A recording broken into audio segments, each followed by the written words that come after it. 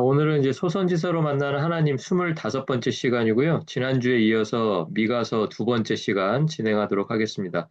지난주에 아마 강의노트에서 1장하고 2장 저희가 이렇게 다루었었는데요. 혹시 1장, 2장 읽으셨는지 모르겠습니다. 이거 꼭 읽으셔야 되고요. 이게 자꾸 미루다 보면 이거 몇 맞습니다. 장 아니지만 계속해서 이렇게 미뤄지게 되니까 꼭 이렇게 미루지 마시고 그 강의노트 맞춰서 그 성경을 꼭 읽어주시기를 부탁을 드리고요. 오늘은 이제 두 번째 이야기인데 주로 이제 3장하고 4장, 이제 5장은 뭐 잠깐 나오긴 하는데 주로 나오는 건 이제 3장하고 4장이고요.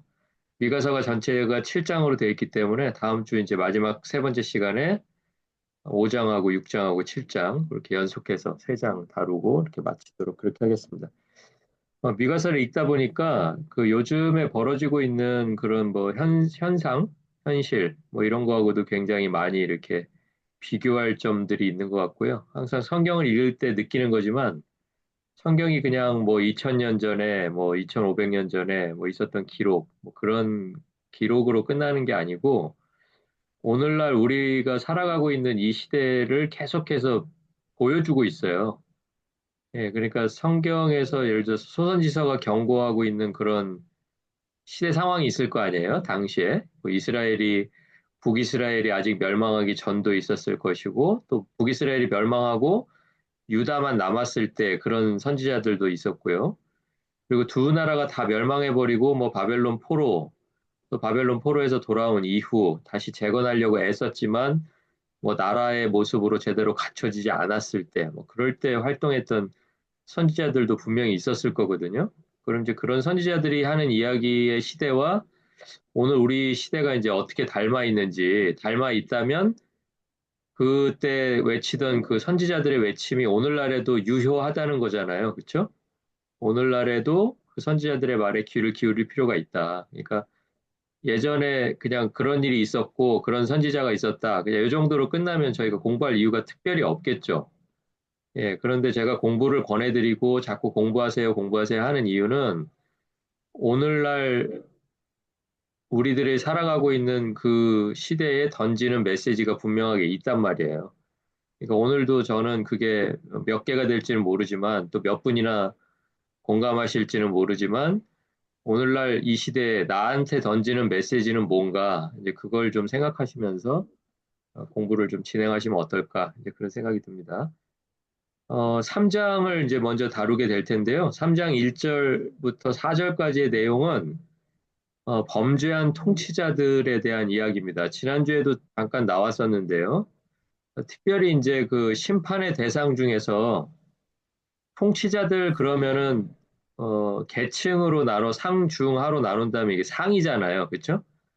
예, 시대에 제일 이제 시대를 살아가는 여러 사람들이 있을 텐데 이 사람들이 이제 수직으로 봤을 때는 가장 높은 곳에서 다스리고 뭐 이렇게 군림하고 또 남들에게 이제 뭐 또 좋은 측면도 있죠. 뭐 존경도 받고 남들에게 또 베풀고 뭐 이런 사람들이 이제 통치자들이에요.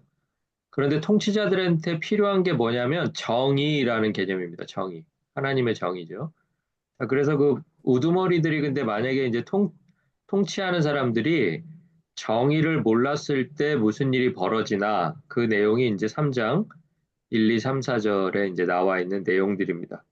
그래서 이 사람들이 그 성경이 이제 그 미가를 통해서 뭐라고 고발을 하냐면 통치자들이 선을 미워하고 악을 기뻐하고 있었다라고 이야기를 하는 거예요. 그러니까 오늘날 이제 전 세계를 다 돌아봐도 문제가 있는 지역을 가만히 들여다보면 우리가 이제 뭐 직접 가보지 않아도 뉴스로 다 들을 수 있잖아요. 문제가 있는 지역에 다 들어가 보면 대개는 다 어떤 문제가 얽혀 있냐면 이 지금 이 두 번째 줄에 나와 있는 내용이요. 선을 미워하고 악을 기뻐하는 통치자들이 많으면 많을수록 그 나라가 힘들어요. 그렇죠? 예, 근데 선을 미워하고 악을 기뻐하는 통치자들은 본인들이 힘들지는 않아요. 근데 누가 힘드냐면 그 사람들로부터 통치를 받고 있는 백성들이 힘든 거예요. 그래서 백성들이 통치자들에 의해서 권리를 뺏기고 때로는 인격을 무시당하고 이런 일들이 전 세계적으로 다 벌어지고 있습니다. 그런데 이제 그 통치자 편에 누가 서 있느냐, 이제 그걸 좀 들여다볼 필요가 있다는 건데, 이제 오늘 결론부터 말씀드리자면, 통치자들이 이렇게 선을 미워하고 악을 기뻐하면 누군가가 옆에서 이렇게 이야기를 해줘야 되잖아요. 너 지금 잘못 가고 있다. 그 이야기를 사실은 누가 해줘야 될까요? 누가 해줘야 될까요? 옛날 시대에는, 지금 시대 말고, 북이스라엘 뭐 이렇게 남유다 이렇게 있을 때는 통치자들이 누군가가 잘못하고 있다. 통치자들 중에 누군가가. 그러면 그 지적을 누가 해줘야 돼요? 누가 해줘야 돼요? 왕이 해줘야 돼요? 왕도 통치자잖아요. 그러니까 왕이 잘못하고 있을 때 누가 해줘야 되는 얘기예요. 누가 해줘야 됩니까? 예, 마이크를 다 끄셔가지고 지금 뭐 대답하셔도 제가 들리지가 않아서 그러는데, 그럴 때 통치자의 잘못을 지적하는 유일한 사람이 선지자였던 거예요. 선지자. 예. 뭐그 당시에는 이제 뭐 선지자였고, 오늘날로 말하면 누구예요? 오늘날로 말하면 저나 여러분이죠. 예. 선지자 그러면 여러분이 꼭 뭐 저만 이렇게 바라보실 이유는 없어요. 왜냐하면 성경은 제사장, 선지자 이런 사람들을 다 누구라고 얘기하냐면 그냥 하나하나 교회된 한 사람 한 사람을 다 그렇게 부르는 거지. 뭐 옛날에 선지자는 오늘날의 목사다. 꼭 이렇게 연결시킬 필요는 없어요. 목사가 포함이 되죠. 목사가 포함이 되는데 그 이야기 속에 꼭 빠지지 말아야 될 게 누구냐면 믿는 성도인 나. 내가 선지자 역할을 하는 거고 내가 제사장 역할, 왕의 역할을 하는 거예요. 하나님이 그 부여하신 책임이에요. 그런데 선지자들이 다 그러면 지적을 했느냐, 왕을 지적을 안 했다는 게 이제 문제겠죠. 예, 지적을 안 하고 오히려 잘한다, 잘한다. 아유, 지금 잘 가고 있다. 그러니까 역시 그것도 마찬가지로 오늘날 현실에서도 똑같이 드러나고 있는 거예요. 통치자들이 잘못하고 있는데 선지자로서 역할을 해줘야 될 사람들이 너는 선을 미워하고 악을 기뻐하고 있다. 그러니까 하나님이 심판하신다. 이 얘기를 하는 사람이 없다는 거예요. 그 얘기를 하지 못하고 그냥 오늘 성경의 표현을 빌리자면 평화다, 평화다, 잘하고 있다. 조금만 더 잘하면 그냥 우리 별일 없다. 이런 식으로 옆에서 부추기는 선지자들이 시대마다 있었던 거예요. 그러니까 이런 선지자들이 오늘날에 있을까요, 없을까요? 오늘날에도 있어요. 오늘날에도 있겠죠? 예. 오늘날에 없으면 제가 아까 얘기했잖아요. 지금 오늘 이 성경 배울 필요 없다고. 오늘날에는 없고 그냥 그 시대에만 벌어진 일이라면 우리는 걱정할 게 없어요. 근데 오늘날에도 그런 일이 벌어지고 있다라는 거예요. 그런데 그때나 오늘이나 왜 그러면 그 사람들은 그렇게 할까? 왜 그 선지자들은 하나님의 뜻에 입각해서 선을 미워하고 악을 기뻐하는 통치자들에게 쓴소리를 못했을까? 오늘 성경이 말해주고 있는데 그게 뭐냐면 돈 때문이다 이렇게 얘기해요. 돈 때문이다. 이게 미가 시대도 마찬가지고요. 지금 오늘날 저와 여러분이 살아가고 있는 2025년도 마찬가지예요. 그래서 이 메시지가 우리에게 중요한 거예요. 성경이 말하고 있는 경고를 우리도 귀 기울여 들을 필요가 있다라는 거죠. 자, 그러면 이제 선을 미워한다 그랬는데 선이란 게 뭐냐? 선을 몰라서 그러는 거 아닌가? 라고 이렇게 생각하실 수가 있어요. 지도자들이 선을 잘 몰라서 그런가? 그런데 선을 이미 하나님께서 여러 차례 얘기하셨는데 미가서에는 특별히 6장 8절에 이 선에 대해서 나와 있어요. 우리가 이제 다음 시간에 다루게 될 텐데 6장 8절을 이제 제가 한번 읽어드리면 이렇게 돼 있습니다. 6장 8절이 사람아 주께서 선한 것이 무엇임을 내게 보이셨나니 그러니까 이거는 앞으로 보여주실 거다 얘기가 아니고 보여주셨대요. 이미 보여주셨나니 그러잖아요. 과거형이잖아요. 그러면 선이 뭐라고 보여주셨느냐? 여호와께서 내게 구하시는 것은 오직 정의를 행하며 인자를 사랑하며 인자라는 거는 자비, 사랑 뭐 이런 개념이죠. 하나님이 나에게 베풀어 주신 그런 사랑, 인자를 사랑하며 겸손하게 내 하나님과 함께 행하는 것이 아니냐. 그러니까 그 당시에 통치자들은 다 요거 반대로 하셨다고 생각하면 돼요. 마지막 거부터 짚어보면 겸손하게 하나님과 함께 행하는 거의 반대는 뭐예요? 겸손하게 하나님과 함께 행하는 거, 반대. 교만하게 내 맘대로 나 혼자 행하는 거죠. 그렇죠? 하나님이 뭐 어떻게 행하시는 거 이런 거 상관없이 그냥 내가 하고 싶은 거를 나 혼자 교만하게 행하는 거, 그거죠? 그리고 인자를 사랑하며 그러니까 인자라는 게 아까 뭐라 그랬어요? 뭐 자비, 사랑 뭐 이런 거라 그랬잖아요. 그러니까 그 반대는 뭐예요? 무자비죠, 무자비. 무자비하고 폭력적이고 긍휼이 없고 뭐 이런 마음이죠. 예. 그리고 정의의 반대는 뭐예요? 정의의 반대는 불의죠, 불의. 예. 그러니까 지도자들이 다 불의를 행하고 무자비하고 폭력적이고 교만하게 하나님과 함께 행하지 않고 자기 마음대로 행하는데도 어떤 사람은 하나님의 말씀을 전하면서 비판했는가 하면 비판하는 사람은 지금 미가 시대에는 미가 하나예요. 예, 그럼 미가 말고 그럼 이 시대에는 선지자가 아무도 없었냐? 없지 않았죠. 많았겠죠, 더. 미가 한 사람 빼놓고는 다 뭘 이야기했냐면 평화다. 아, 우리 잘하고 있다. 잘 되고 있다. 아, 우리 지도자 잘하고 있다. 우리 지도자 괜히 흔들지 마라. 뭐 이렇게 얘기했다는 거예요. 그게 오늘날의 얘기가 아니고 지금 미가 시대에. 그러니까 오늘날은 뭐 오죽하겠어요. 오늘날은 그런 일이 없겠어요? 오늘날도 있죠. 똑같죠. 네, 같이 벌어집니다. 자, 그래서 미가서에서만 그렇게 정의에 대해서 얘기한 게 아니고요. 아모스 5장 15절 이제 우리가 지난번에 한번 다뤘었는데요. 그래서 제가 따로 쓰지는 않았습니다. 아모스 5장 15절에도 뭐라고 나와 있냐면 성문에서 공의가 세워져야 된다. 이렇게 얘기해요. 성문. 근데 그 당시 이제 성문이라는 장소가 굉장히 상징적인 장소인데요. 성문을 들어오고 나가고 하면서 거기에 장로들이 앉아서 성문을 오고 가는 사람들의 억울한 일들을 듣고 판결해 주던 장소가 뭐였냐면 성문이었어요. 그리고 그 성문에 뭐가 있냐면 모세의 의자라고 하는 의자가 있었어요. 상징적인 자리죠. 그러니까 거기에 이렇게 재판관들이 앉아서 사람들이 억울한 것을 이야기하면 거기서 재판을 열어주는 장소가 바로 성문이었다는 거예요. 자, 그런데 재판관이 정의를 모르면 어떻게 되겠어요? 불의한 재판관이 되는 거죠. 근데 불의한 재판관은 왜 그렇게 된다고요? 뭐 제일 큰 이유가 돈 때문에 그렇게 된다고요. 그러니까 뇌물을 받고 아, 이 사람이 잘못했는데 잘못 안 했다고 얘기해 주던가 아니면 뇌물 안 주면 잘못하지 않았는데도 잘못한 사람이 되던가 뭐 그런 식으로 됐다라는 거예요. 그 시대만 그런 게 아니라 우리가 살아가고 있는 이 시대에도 지금 그런 일들이 벌어지고 있습니다. 자, 그래서 지도자들이 책임을 무시하면 백성은 권리와 인격을 빼앗기게 됩니다. 자, 그리고 이제 3장 5절에서 8절이 이제 제가 말씀드렸던 지금 그 내용이에요.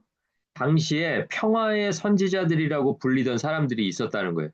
평화의 선지자들. 이름만 들으면 어때요? 이 사람들 되게 멋있는 사람들 같죠? 평화의 선지자들, 그러니까 되게 좋은 사람들, 유명한 사람들, 멋있는 사람 같잖아요. 유명한 사람들은 맞았어요. 왜냐하면 이 사람들이 다수였으니까. 미가 같이 하나님의 말씀을 전한 선지자들은 굉장히 소수였고, 대부분의 사람들은 평화의 선지자들이라고 불리고 있었어요. 자, 그런데 이 사람들의 특징이 뭐냐면, 먹을 것을 보장해주면 평화를 외쳤어요. 그러니까 선지자는 위험하면 위험하다고 외칠 수가 있어야겠죠. 이게 잘못됐으면 잘못됐다고 경고음을 올려줘야 되잖아요. 그렇잖아요? 집에 불이 났으면 화재 경보기가 울려야 되잖아요. 근데 화재 경보기가 안 울리고 그냥 뭐 음악 소리가 울리고 이러면 사람들이 그걸 위험하다고 받아들이지를 않을 거잖아요. 화재 경보가 막 시끄럽게 자다가도 그 경보음을 들으면 깨서 밖으로 뛰어나갈 정도는 울려야 그게 화재 경보기의 역할을 하는 거잖아요. 그러니까 선지자는 마치 그런 역할이에요. 화재 경보기 같은 역할. 지금 발등에 불이 떨어져서 지금 이러다가는 안 된다. 하나님이 심판하신다. 그러니까 회개하고 하나님의 용서를 구해야 된다. 하나님의 자비를 기다려야 된다. 이제 이렇게 전해야 되는데 이 사람들은 평화를 외쳤다는 거예요. 아, 지금 아주 잘하고 있다. 잘 다스리고 있어서 우리나라가 그 어느 때보다도 그냥 태평하다. 이렇게 얘기했던 거예요. 근데 이유가 있어요. 그게 뭐냐면 자기들의 먹을 것을 보장해 줘야 돼요. 자, 그러니까 통치자들은 누구만 신경 쓰면 되는 거예요. 누구만. 이 평화의 선지자들만 신경 쓰면 돼요. 어떻게 신경 써줄까요? 먹을 것을 보장해줘야죠. 예, 맛있는 거 입에다 좀 넣어줘야죠. 그렇죠? 왜냐하면 이 사람들은 이렇게 평화를 전하는 사람들이기는 하지만 만약에 통치자들이 이 사람들에게 입에다가 먹을 거 안 넣어주면 또 이 사람들 언제 또 돌변해가지고 이상한 얘기 할지 모르잖아요. 그러니까 지속적으로 이 사람들 입에다가 먹을 만한 것들을 계속 넣어줘야 된다는 얘기예요. 그리고 이 사람들은 그 먹을 것이 보장되면 통치자들이 원하는 메시지, 아, 지금 아무 문제 없다, 잘 되고 있다, 나라가 제대로 진행되고 있다, 이런 이야기들을 메시지로 전해줄 수 있는 사람들이었다라는 거죠. 자, 그런데 이제 성경이 뭐라고 얘기하냐면 결국 그들에게는 밤이 온다. 밤이 온다라고 얘기해요. 밤이라는 말은 이제 상징적인 말인데요. 진짜로 뭐 해가 져서 밤이 온다 이런 뜻이 아니라 하나님을 찾으려고 하는데 선지자들은 결국은 하나님 만나서 하나님으로부터 말씀을 받아서 전하는 사람들이 선지자잖아요. 자, 그런데 그 선지자들에게 밤이 왔다는 뜻은 이제 하나님을 만날 수 없다. 예, 마치 이제 신약과 구약 사이에 400년 동안의 암흑기가 있었던 것처럼 그 암흑기라고 부르는 이유가 사실 뭐 그때 뭐 해가 안 떴어요. 뭐 달이 안 떴어요. 똑같은 시대잖아요. 작년이나 올해나 1년 365일인 거 똑같잖아요. 똑같은 시대가 흐른 거예요. 그렇지만 그게 뭐예요? 하나님께서 말씀하시지 않는 시기이기 때문에 우리가 암흑기라고 부르잖아요. 400년 동안을. 그것처럼 이런 선지자들, 평화를, 먹을 것을 주면 그냥 평화를 선포했던 평화의 선지자들에게 결국은 밤이 온다. 하나님을 만나고 싶어도 이제 만나지 못하는 그런 때가 와버린다. 이제 그 이야기를 미가를 통해서 이제 경고해주고 있습니다. 자, 이 사람들이 이제 철저하게 경제적인 이해관계로 움직이는 거짓 선지자들이었던 거예요. 자, 반면에 미가 같은 사람은 여호와의 영이 주시는 능력과 정의와 용기가 충만한 사람이다. 성경이 그렇게 얘기하는데요. 세 가지죠. 성령이 이제 임하시면 허락해 주시는 게 세 가지예요. 하나는 능력, 하나는 정의, 하나는 용기예요. 예, 선지자들에게 이게 필요한 거예요. 예, 용기도 필요하지만 정의도 필요하고, 그렇죠? 예, 불의한데 용기가 있는 건 아무 소용이 없어요. 정의로우면서 정의롭지 못한 것을 고발할 수 있는 용기가 선지자들에게 필요했던 거예요. 자, 그러니까 성령이 그렇게 주셔야만 허물과 죄에 대해서 이야기할 수 있던 거예요. 누구의 허물과 죄예요? 누구의 허물과 죄?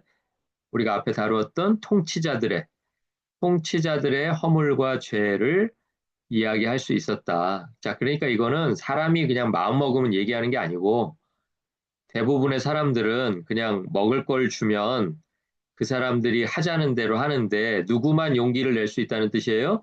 성령님께 의지하는 사람만. 예, 하나님께 성령 달라고 기도하는 사람만 그 용기와 정의와 능력을 허락받는다는 거예요. 예, 그러니까 결국은 성령이 하시는 일이에요. 예, 성령이 하시면 우리 같은 사람도 들어서 용기를 내서 말하게 하신다. 허물과 죄를 지적하게 하신다. 자, 그런데 이제 사람들이 두 가지 메시지를 한 사람은 허물과 죄를 이야기하고 또 한 그룹은 평화를 외친다면 어떤 메시지에 사람들이 더 많이 다가가겠어요? 어떤 메시지에? 허물과 죄를 더 막 아이고 애통하면서 아이고 내가 이거 들어야 되는 거야 이렇게 들은 사람이 많을까요? 아니면 평화의 메시지를 쫓아다니면서 듣는 사람이 많을까요? 평화의 메시지죠. 아, 잘 될 거다, 복 주실 거다. 하나님께서 그냥 형통하게 하십니다. 이러면은 그냥 예배당이 꽉꽉 미어 차잖아요. 예, 그렇잖아요?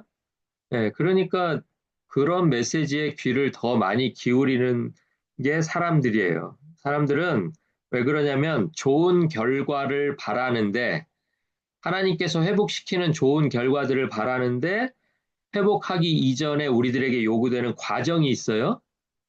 회개가 있고 또 죄가 발견되면 죄에 대한 또 벌이 있어요.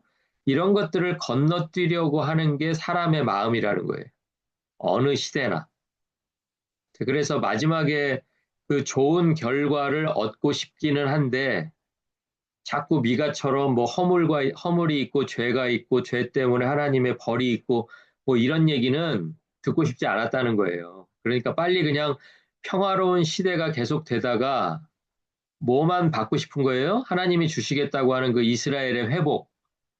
예, 그것만 좀 빨리 왔으면 좋겠다는 거예요. 근데 그렇게 올 수가 없죠, 여러분. 공부해 보니까.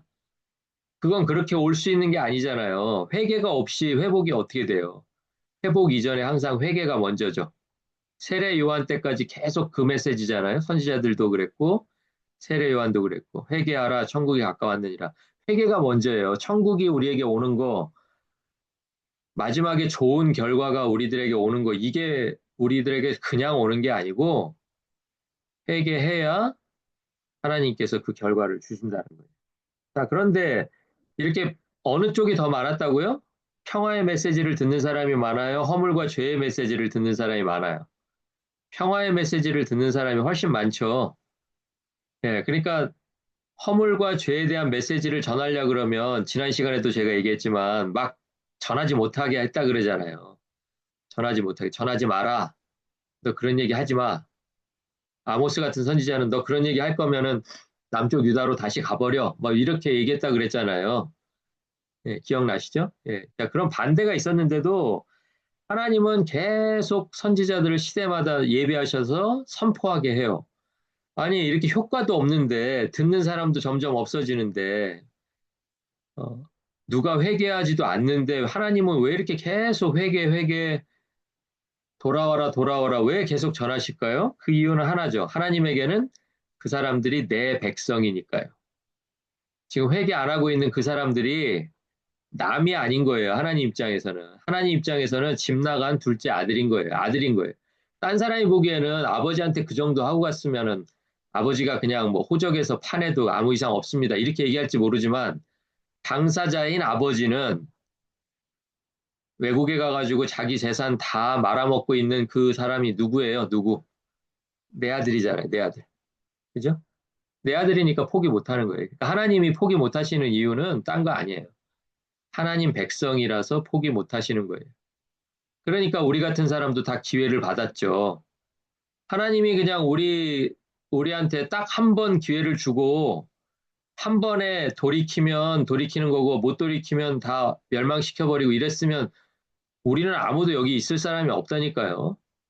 하나님이 참아주고 기다려주고 또 기회 주시고 또 늦춰주시고 노하기를 더디하시니까 그러니까 우리가 은혜를 받을 수 있었지. 우리가 뭐 대단한 사람이고 뭐 잘난 사람이어서 우리가 하나님 말씀 듣자마자 딱 회개했어요?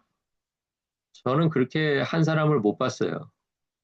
예, 그러니까 결국은 뭐다? 하나님의 백성이기 때문에 하나님은 계속해서 기회를 주신다. 자, 3장 9절에서 12절에는요, 이제 우두머리들, 아까 지금 계속 3장 1절부터 계속 지도자, 통치자, 뭐 우두머리 이 얘기가 나왔잖아요. 근데 이제 우두머리가 누군지가 이제 더 좀 구체적으로 나와요. 그러니까 여기서 이제 앞에 우두머리라고 하는 거는 약간 정치 지도자들이라고 생각하시면 됩니다. 거기다 이제 좀 써놓으시면 나중에 좀 기억하시기가 좋겠습니다. 정치 지도자들, 또 재판관들, 뭐 이런 사람들이 이제 우두머리들이에요. 자, 그런데 이제 이 사람들이 어떻게 잘못을 했냐? 뇌물을 위해서 재판을 했습니다. 아까 그랬죠? 아까 장로들이 어디에 앉아 있다고요? 장로들이 성문에 나가서 앉아서 이제 재판을 하는데 장로들이 다 지도자들이잖아요. 어른들이잖아요. 근데 요즘 와서 하는 얘기지만 요즘에 그런 말을 자주 들어요. 요즘에는 참 어른이 없다, 지도자가 없다, 그런 말을 자주 들어요. 자, 그런데 그 얘기가 무슨 얘기냐면 이 시대에 그대로 보여주고 있어요. 뭐냐면 뇌물을 위해서 재판한다라는 거예요. 어른이 어른 노릇을 못하고 지도자가 지도자 노릇을 못하고 뇌물이라는 건 뭐 어려운 말로 써놨지만 쉽게 바꾸면 뭐예요? 돈이잖아요, 돈. 돈을 위해서 재판한다. 그러니까 돈 생기는 쪽으로 편들어준다. 이 얘기죠. 네, 돈 생기는 쪽으로. 그러니까 그렇게 하면 안 되는데, 재판관들이, 우두머리들이 뇌물을 위해서, 돈을 위해서 재판했다. 그래서 심판받는다. 그래서 시온이 그냥 같이 멸망으로 가고 있다. 그 얘기를 하고 있는 거예요. 자, 그럼 제사장들이 또 있어요. 제사장들이 통치자들의 그룹에 들어가 있어요. 이 시대에는 그러니까. 제사장들은 또 백성을 말씀으로 교훈해야 되는데 싹을 위해서 교훈을 해요. 그러니까 돈 많이 주면 제사도 드리고 뭐 교훈도 하고 근데 돈 안 주면 안 하는 거죠, 뭐. 네. 이 당시에 그랬다는 거예요. 근데 이 당시만 그럴까요? 오늘날도 그러고 있겠죠. 오늘날도. 그죠? 나 돈 이만큼 줘야 할 거야. 이러면서 하나님 말씀을 가지고 교훈을 할 수도 있고 안 할 수도 있고. 근데 선지자는 어때요? 선지자는 우리가 선지자니까 선지자는 하나님으로부터 말씀을 받으면 그냥 그 받는 즉시로 전달할 책임이 생기는 거예요. 예. 근데 이 시대에 삭스를 위해서 교훈하는 제사장들이 많았다는 거예요. 물론 안 그런 사람이 몇 명이나 있었는지 그건 우리가 알 수 없지만 분명히 시대적으로 봐서는 소수였을 거라고 생각합니다. 대다수는 다 자기가 받는 또 이것도 역시 어려운 말로 해놨지만 쉬운 말로 바꾸면 뭐예요? 돈이죠, 돈. 네, 돈을 위해서 교훈한다. 돈 많이 주는 그룹에 가가지고 교훈을 또 뭐 제대로 했겠어요? 교훈을 하는데 아까처럼 뭐 미가가 했던 것처럼 허물과 죄를 이야기하면서 교훈했겠어요? 그런 교훈은 못해요. 왜? 그런 교훈하면 다음에 안 부르니까. 다음에 안 부르면 나한테 돈이 안 생기잖아요. 그러니까 다음에도 또 불러주세요 하려면 어떤 메시지를 전해야 될까요? 어떤 메시지? 아까 위에 했던 평화. 예, 하나님이 다 형통하게 하시고, 잘해주시고, 사랑해주시고, 보호해주신다. 이 얘기만 하는 거예요. 그러니까 여러분 메시지 들을 때도요, 잘 그런 걸 분별해서 들으셔야 돼요. 예, 물론 평화의 메시지를 전해야 될 때가 있죠. 그런데 허물과 죄를 전혀 이야기하지 않으면서 평화의 메시지를 전하고 있지는 않은지 그것들을 잘 보셔야 된다고요. 예, 돈을 위해서 그렇게 하고 있을 가능성이 99%입니다. 허물과 죄를 이야기하지 않는 경우를 말하는 거예요. 선지자는요. 선지자는 이 당시에 또 미가는 아까 허물과 죄를 선포했지만 그렇지 않은 선지자가 대부분이라 그랬잖아요. 그러니까 선지자들은 또 돈을 위해서 점을 쳐요. 자, 점을 친다는 거에 이렇게 좀 동그라미를 해보시고요. 이 내용이 뭐냐면 예언이라는 것이 변질이 됐다는 뜻이에요. 보통은 제가 지난 주일이었나요? 예언에 대해서 잠깐 얘기하면서 예언이라는 뜻을 얘기해 주면서 선지자의 메시지라고 했어요. 자, 선지자의 메시지는 어디서부터 와요? 누구한테서 와요? 하나님한테서 오죠. 예, 그러니까 선지자의 메시지가 예언이면 메시지는 하나님이 말씀하시는 것을 그냥 옮긴 거예요. 미래에 무슨 일이 벌어질 거다 이런 거를 말해주는 게 예언이 아니라는 거예요. 그렇죠? 뭐 지구 종말이 언제 오고 뭐 3차 대전은 언제 벌어지고 뭐 한반도에 언제 전쟁이 나고 뭐 미국이 언제 망하고 뭐 이런 게 예언이 아니라는 거예요. 아, 그런데 사람들은 미래를 알고 싶어 하죠. 미래를 알고 싶어서 선지자들은 알려주지 않을까라고 와서 자기의 미래를 물어봐요. 그러면 똑바로 된 선지자 같으면 어떻게 얘기해 줘야 되겠어요? 어떻게? 저는 그런 거 말해주는 사람이 아닙니다. 저는 하나님께서 저에게 깨닫게 해주시면 그것을 전해드리는 메신저입니다. 이렇게 얘기해야죠. 왜냐하면 선지자가 예언하는 게 예언의 뜻이 그런 거니까. 그렇죠? 자, 그런데 이제 선지자들이 뭐 맛을 봤어요? 돈 맛을 봤어요. 돈 맛을 보니까 어떻게 돼요? 점을 쳐서라도 그 사람들의 요구를 들어주고 있다라는 거예요. 그러니까 이 사람들은 하나님하고 관계가 있어요, 없어요? 하나님의 메시지하고 하나도 관계도 없는 뭐 미래에 무슨 일이 벌어질 거다, 앞으로 이렇게 하면 잘 될 거다, 이런 이야기를 하고 있다라는 거예요. 예. 그러니까 우두머리나 제사장이나 선지자나 다 공통점이 뭐예요? 돈이죠, 돈. 뇌물, 돈. 다 같은 말이에요. 자, 그러니까 돈에서 자유롭지 못하면 이렇게 불행이 시작되어서 결국은 어떻게 가는 거예요? 하나님의 심판으로 끝나는 거예요. 그러니까 하나님께서 계속 우리에게 말씀해 주시는 게 뭐냐면 돈과 하나님을 같이 섬기려고 이걸 막 어떻게 조화시켜 보려고 하나님도 놓치기 싫고 돈도 놓치기 싫어서 막 아둥바둥 거려봐야 되지 않는다라는 거예요. 이미 지금부터 한 2500, 600년 이전의 시대가 그 하나님과 돈을 같이 섬겨보려고 하다가 결국은 어느 쪽을 놓게 될까요? 사람이 어느 쪽을 놓게 돼요? 돈을 섬기다가 돈을 놓는 사람은 거의 없어요.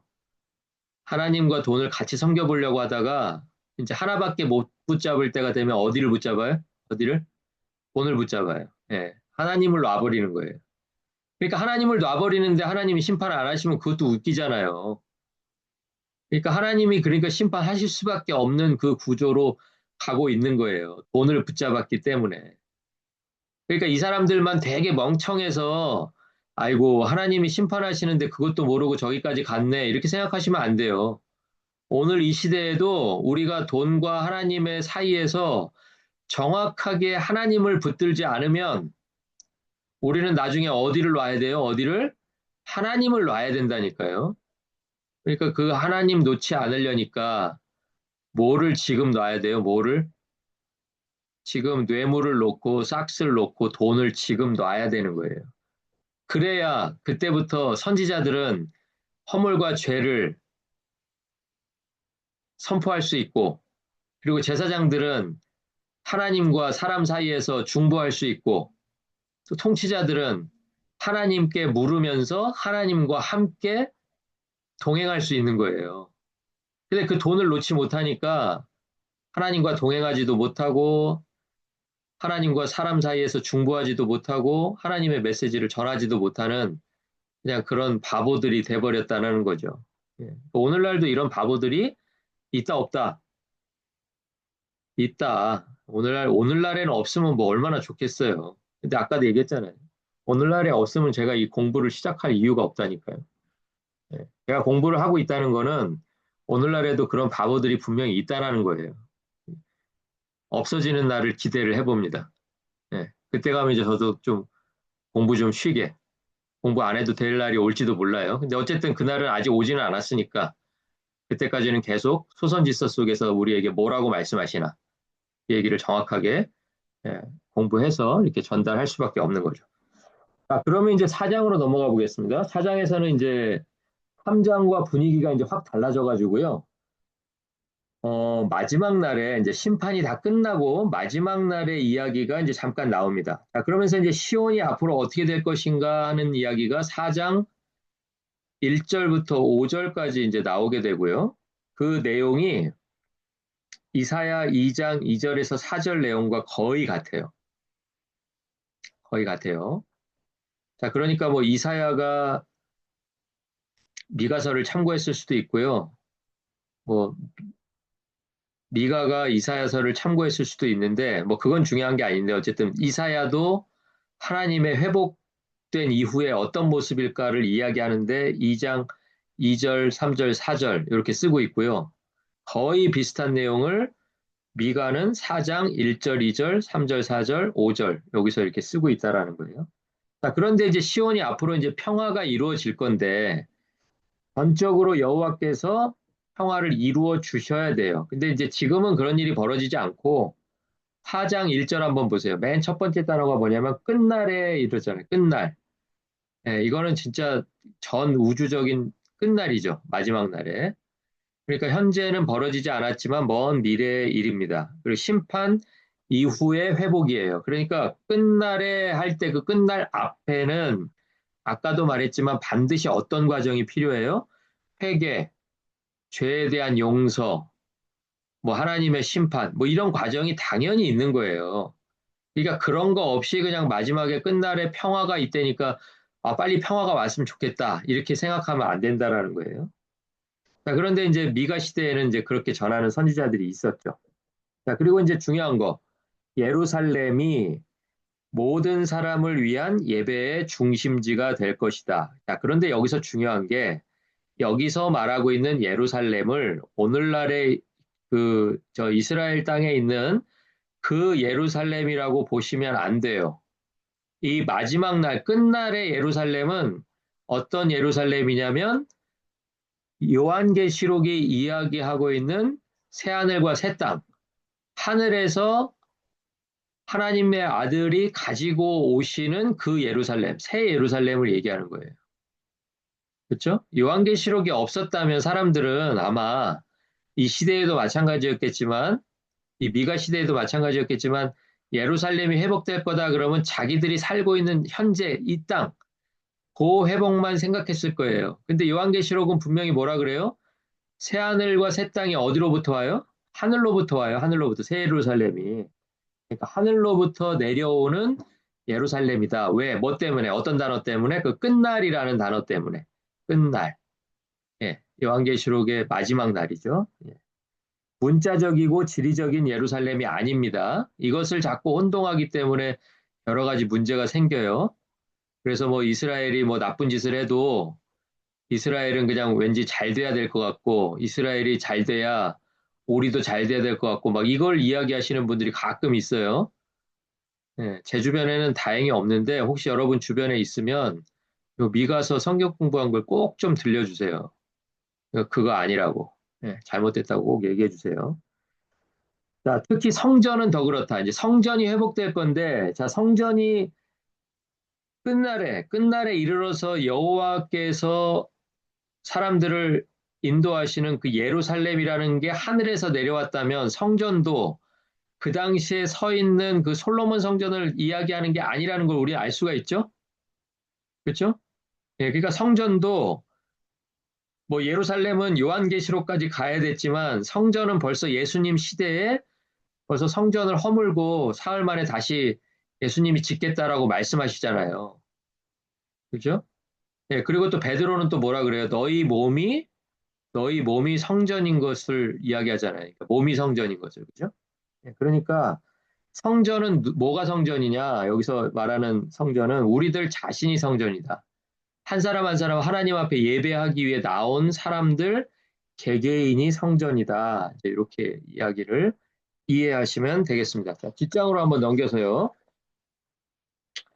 뒷장으로 넘기셔가지고 4장 6절과 8절, 7절, 8절에 이제 남은 자들이 어떻게 회복될 건가 이제 이렇게 나와요. 근데 남은 자들이 지난주에도 다뤘지만 세 그룹이 있습니다. 저는 자, 쫓겨난 자, 환난을 받은 자. 이런 사람들이 남은 백성, 남은 자가 돼요. 이게 진짜 하나님의 백성인데 보통 때에는 저는 자, 쫓겨난 자, 환난을 받은 자가 백성에서 사실은 제외가 되거든요.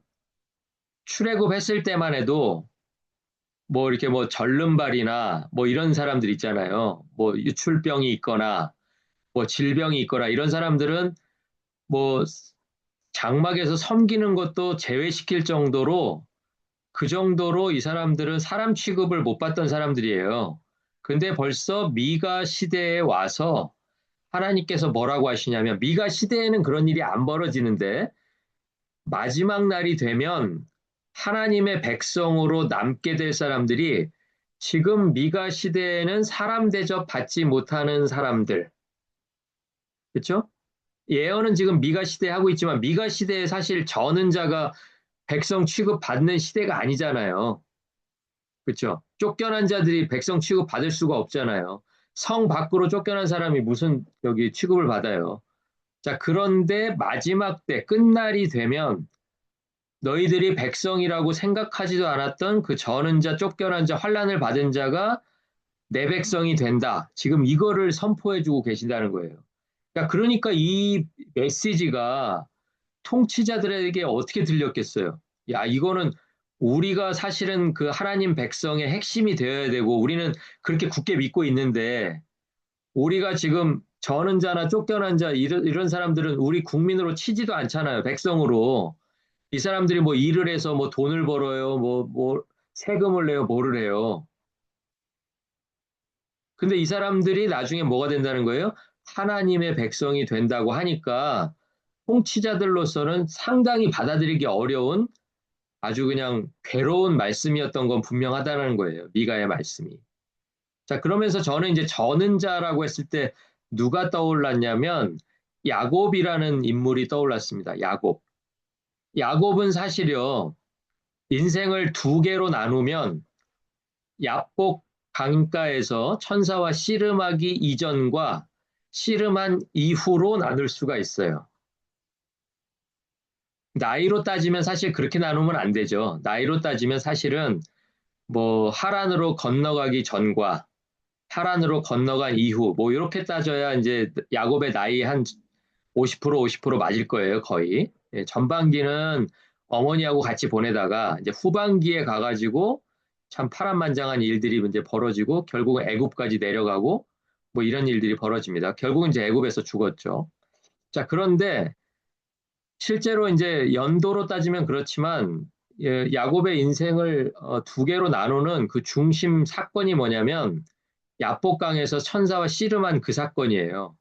자, 그러면 그 씨름한 사건으로 인해서 야곱에게는 뭐가 남았느냐? 뭐가 남았죠? 두 가지가 남았어요. 하나는 이스라엘이라고 하는 이름이 남았고요.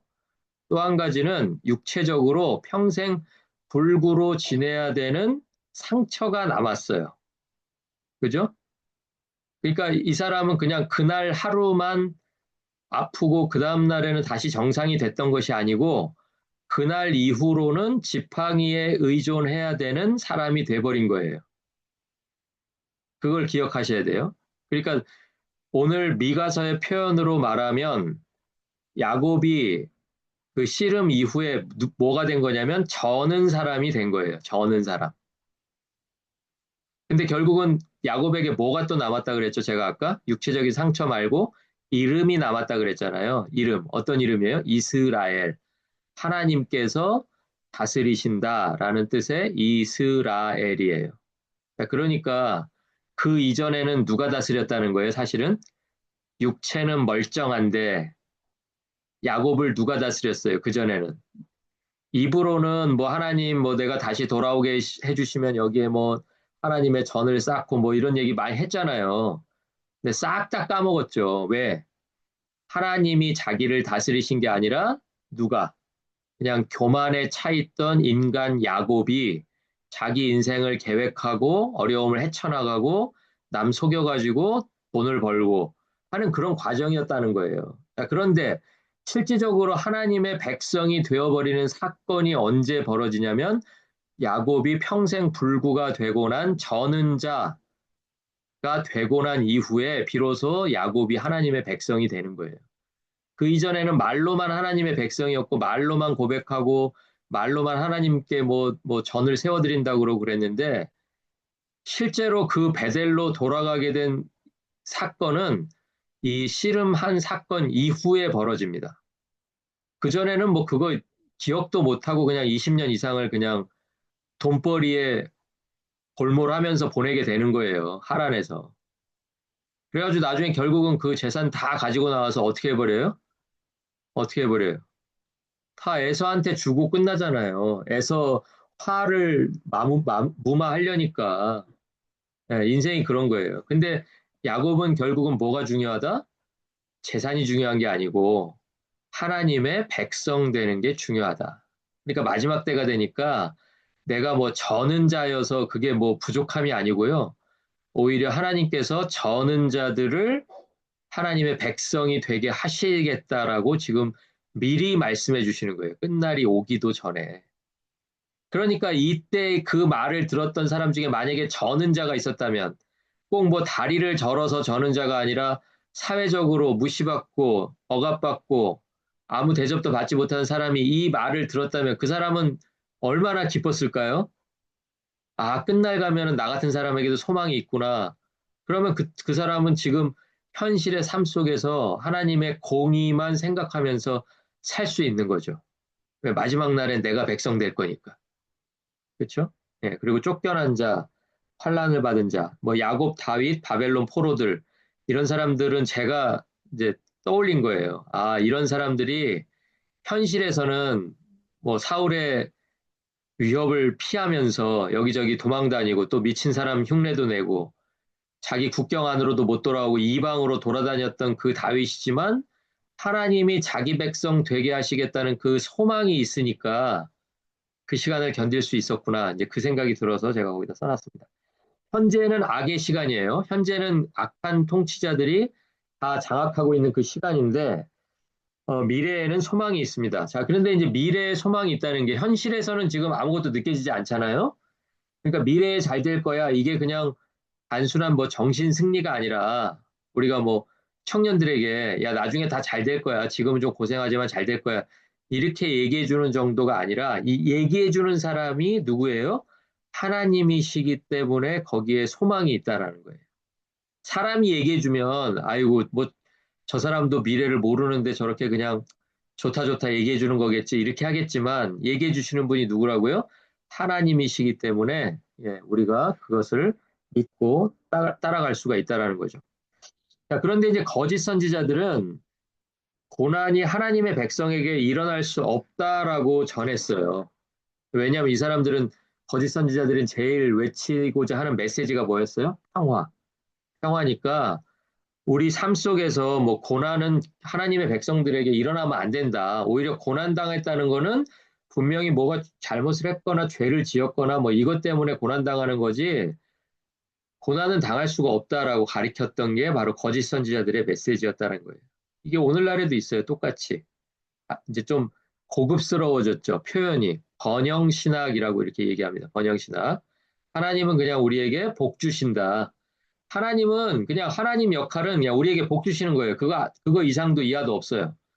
우리가 요구하면 들어주시고, 우리가 하나님 앞에 드리면 뭐 10배로 주시고, 100배로 주시고, 뭐 그거에 이제 하나님의 필요성이 있는 거고요. 예, 하나님은 우리를 그냥 잘 되게 하시려고, 복 주시려고 존재하시는 분이다. 이렇게 가르치는 신학이 바로 번영 신학이라는 거예요. 자, 그런데 4장 9절에서 10절에 보면 되게 중요한 단어가 하나 있어요. 그게 뭐냐면, 10절 중간쯤에 보시면요. 바벨론까지 이르러 거기서 구원을 얻는다. 요 말에 좀 한번 밑줄을 한번 그어 보십시오. 이제 우리는 아무렇지도 않게 읽었는데 요거는 이제 미가가 이야기한 내용이잖아요. 사람들에게 전할 때는 이게 되게 이상한 말이에요. 왜냐하면 바벨론까지 이르러 거기서 구원을 얻는다 그랬으니까 하나님은 어디서 구원하시겠다는 거예요? 어디서? 자기 백성들이 어디에 있을 때? 바벨론에 있을 때 구원하시겠다는 뜻이죠. 그러니까 이게 받아들여지기가 되게 어려운 개념이었다라는 거예요. 왜냐하면 바벨론이라는 거는 우리가 가면 안 되는 땅이었던 거예요. 왜냐하면 우리 원수의 땅이잖아요. 이 바벨론 이때까지만 해도 이제 북이스라엘이 살아있을 때는 북이스라엘이 멸망하기 전에는 아수르, 또 아수르를 멸망시켰던 게 바벨론이고요. 남유다는 결국은 또 누구에게 망했어요? 바벨론에게 멸망당했잖아요. 그러니까 앞으로 우리를 멸망하게 할 그 원수, 지금 막 강대국으로 올라가고 있는 그 원수의 땅에서 하나님이 우리들을 구원하시겠다는 거는 우리가 그 원수들에게 포로로 잡혀가지 않으면 그런 일이 안 벌어지잖아요. 그죠? 아니면 우리가 지금 뭐 그 사람보다 더 세가지고 그 바벨론을 뭐 이기면은 그때부터는 바벨론에 갈 이유가 더 없죠.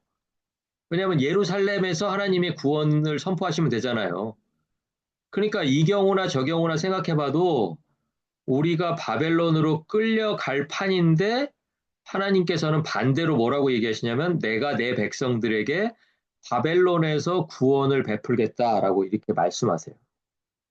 자, 그리고 이제 한 100년 정도 시간이 지나서요.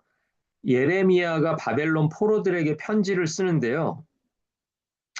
그 예레미야 옆에다가 미가로부터 100년 후라고 이렇게 한번 써놔 보십시오. 미가로부터 100년이 지났어요. 시간이. 그러니까 미가서는 이제 기원전 한 700년 그 정도에 써져 있다면 예레미야는 몇 년이냐면 기원전 600년. 그러니까 한 100년 정도 차이 나죠. 그러니까 예레미야가 쓰고 나서 한 15년 있다가 이제 남쪽 유다가 완전히 망해버리거든요. 바벨론에게. 자, 그런데 이제 예레미야가 그 망하고 나서 바벨론 포로들에게 편지를 쓴 내용이 예레미야 29장 1절에서 14절에 나와요. 그 내용을 읽어보시면 이제 여러분 읽어보셔야 되는데 바벨론으로 보내신 분이 하나님이니까 거기서 자식 낳고 포도 농사하고 거기서 살아라. 그러면 하나님께서 때가 차면 거기서 구원해 주신다. 이렇게 전했던 거예요. 자, 그런데 예레미야는 사실은 또 멸망하고 났으니까 멸망이 가까웠을 때부터 멸망하고 났을 때 활동했으니까 그나마 이제 이렇게 멸망했으니까 할 수 없다. 바벨론으로 가자. 뭐 이렇게라도 얘기했다고 하지만 미가는 100년 전이잖아요.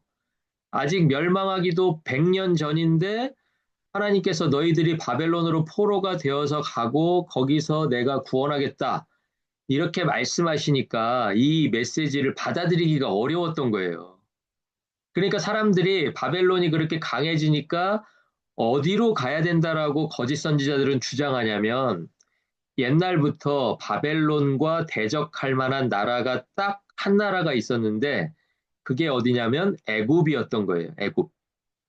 그래서 애굽으로 가서 우리가 도움을 청하자. 왜냐하면 애굽에는 말들도 많고 뭐 전차도 많고 기병도 많고 뭐 이랬거든요. 그러니까 애굽이라면 우리를 도와줄 수 있겠으니까 하나님이 뭐 바벨론으로 가셨다고 하는데 그런 선지자 말 듣지 말고 지금 우리가 이렇게 나라가 좀 어렵고 힘드니까 어디에다가 도움을 청해보자?